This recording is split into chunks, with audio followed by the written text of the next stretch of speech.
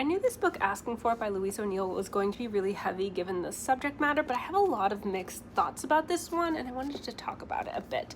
It centers on an 18-year-old Irish girl named Emma who is gang raped and left in a heap on her front porch. She has no memory of what happened the night before, but everyone is acting really weird around her. They're shutting her out. No one wants to talk to her. And then a bunch of videos and pictures get released of that night, and her world comes crumbling down. She has a hard time accepting what happened to her is rape, but at the same time, she also wants some justice for those who did that to her. But her community turns against her because everyone says she was asking for it because of what she was wearing, because of what she was drinking, because of the substances she was taking, because of her history, because she was flirting. And something that I love that this author did is she highlighted that none of those things matter. If you didn't consent, you didn't give consent, and it's still wrong. Something else that I like that this author did is that Emma is an incredibly unlikable character. Like, she's horrible to her friends. She's so mean and self-absorbed, and she's very just like high strung into herself. She also does not support another survivor and basically just tells her to get over it. Like, you don't want to have that be attached to your name. Like, just forget about it, pretend it didn't happen. And so I love that this author is like, no matter how terrible you are, like, you still don't deserve that to happen to you. It's not a punishment, right? Like, no one deserves to have to go through this.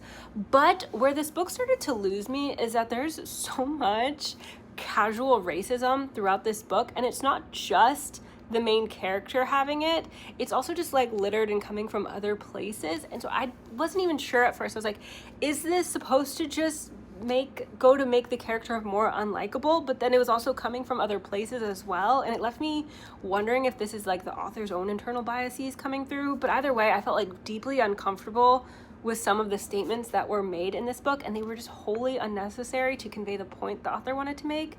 And another thing I didn't like about this book was the ending, and I don't want to give away spoilers. It just, to me, was, I at least want there to be some kind of resolve, even if the plot itself does not end well. I want there to just at least be some kind of like character movement that brings some kind of resolution. So I think a book that does this really well is The Way I Used to Be by Amber Smith, I think, or Speak by Laurie Halse Anderson. I think those books, did that the way I would personally want to see with this subject matter, whereas like this one just like, it built and built and built, and then it felt like it just was like a very bleak cutoff to the book. It just didn't feel like there was any kind of resolve to it, really, even though like the plot itself had some of it. I don't want to give spoilers away, but overall I was like very unsatisfied with the ending of this book. And yeah, just like the casual racism, and there was also some like homophobia that just like was very off-putting to me in this one.